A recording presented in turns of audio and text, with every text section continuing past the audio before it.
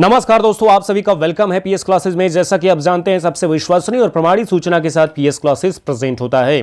तो ऐसे में दोस्तों, बिग ब्रेकिंग न्यूज निकल करके आ गई है। टीजीटी पीजीटी एग्जाम डेट 2023 से चयन बोर्ड घुटने टेकेगा क्या? छात्रों व संगठनों ने उठाया बड़ा कदम। आदरणीय विक्की खां जी ने किया बड़ा ऐलान।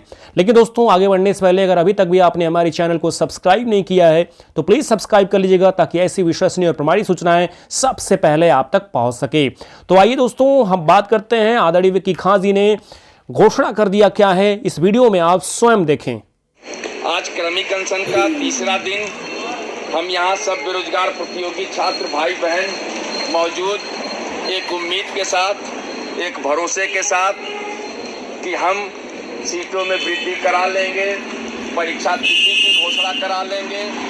सीटों में वृद्धि के लिए अध्याचन का पोर्टल खुलवाने की कोशिश हो रही है और इस कोशिश में हम कामयाब होंगे। इसलिए कामयाब होंगे कि हमारे मौजूद नौजवान बेरोजगार भाई और बहन जो क्रमिक अनशन पर उपस्थित हैं यहाँ, इनकी ताकत की बदौलत हम अपने मकसद में कामयाब होंगे। लेकिन ज़रूरत इस बात की भी है कि 13,19,000 लोगों ने आवेदन किया है।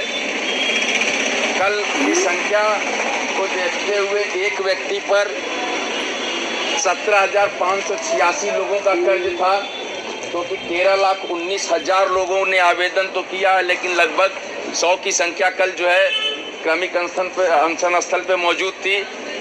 और आज जो है कल की अपेक्षा ठंड कम है और नौकरी मिलेगी मेरे भाई तो ठंड भी चली जाएगी। तो इसलिए इस मुहिम में आइए। आज तीसरे दिन एक नया काम हम करने जा रहे हैं। क्रमिक अनशन के कार्यक्रम में एक भाग के रूप में पोस्ट कार्ड वाला कार्यक्रम हम करेंगे। ये पोस्ट कार्ड है जो माननीय मुख्यमंत्री उत्तर प्रदेश को हमारे तमाम नौजवान बेरोजगार भाई बहन प्रेषित करेंगे। इस क्रमिक अनशन स्थल से ही इसका आगाज किया जाएगा, शुभारंभ किया जाएगा।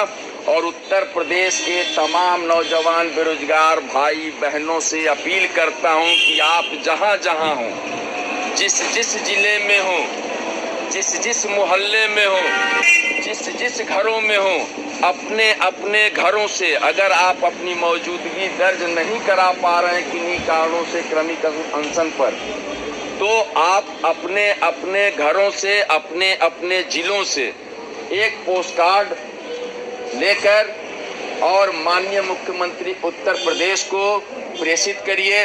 और हमारी जो मांग है कि सीटों में वृद्धि के लिए अध्याचन का पोर्टल खोला जाए और परीक्षा तिथि की घोषणा हो विज्ञापन वर्ष 2022। इन दो मुद्दों को लेकर आप मुख्यमंत्री जी से कहिए कि आप एक निर्देश जारी करें अध्यक्ष महोदय माध्यमिक शिक्षा सेवा चयन बोर्ड को कि आप सीटों में वृद्धि के लिए अध्याचन का पोर्टल खोल दीजिए। क्योंकि अगर आप कहेंगे तो आपकी बात ज़्यादा सुनी जाएगी। आप उत्तर प्रदेश के मुख्यमंत्री हैं। चेयरमैन साहब हमारी बात अभी कम सुन रहे हैं, लेकिन अगर हालात ऐसा ही रहा और आप लोग अगर ज़्यादा से ज़्यादा संख्या में क्रमिक अनशन स्थल पर मौजूदगी दर्ज कराए तो मुझे मुकम्मल यकीन है कि हालात बदलते देर नहीं लगेगी। जो चीज़ें हम माननीय मुख्यमंत्री जी के द्वारा कराना चाहते हैं, हो सकता है कि यहाँ के लोगों के दबाव की वजह से भी चेयरमैन साहब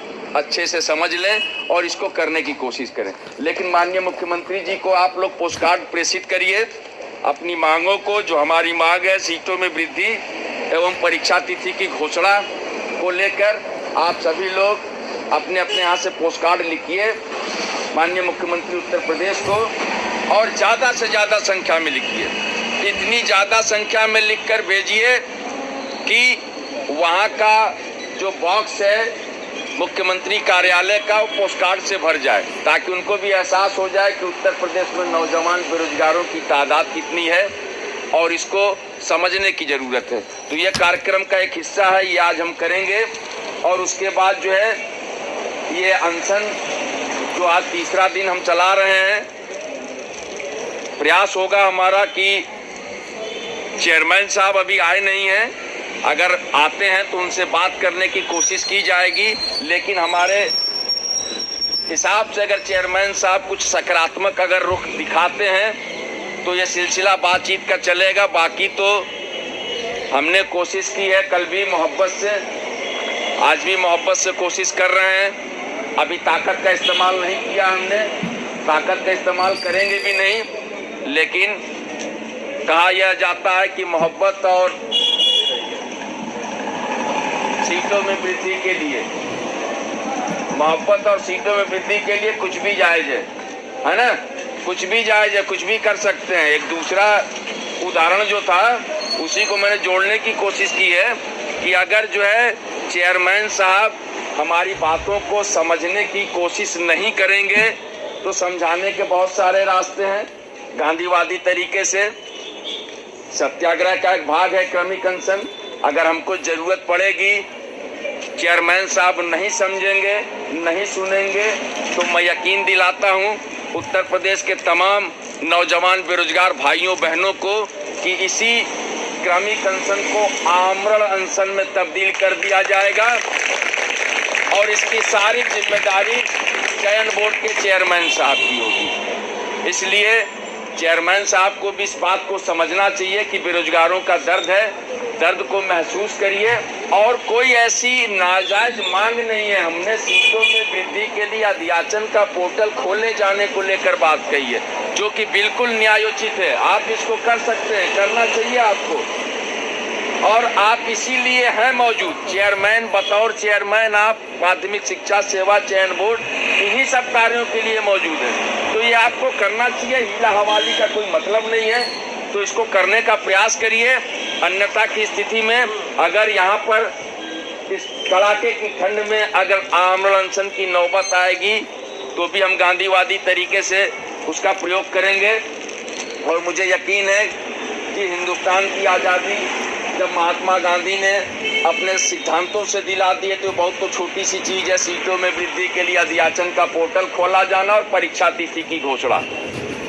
तो जैसा कि दोस्तों आप सभी ने देखा, आदरणीय विक्की खान जी प्रतियोगी मोर्चा के अध्यक्ष ने घोषणा करके और सभी भाई बहनों से अपील किया है कि आदरणीय मुख्यमंत्री योगी आदित्यनाथ जी को अवगत कराएं, लिख करके कि सीटों में वृद्धि की जाए और इसी के साथ साथ जो है परीक्षा की डेट घोषित की जाए और इसका निर्देश करें अध्यक्ष को।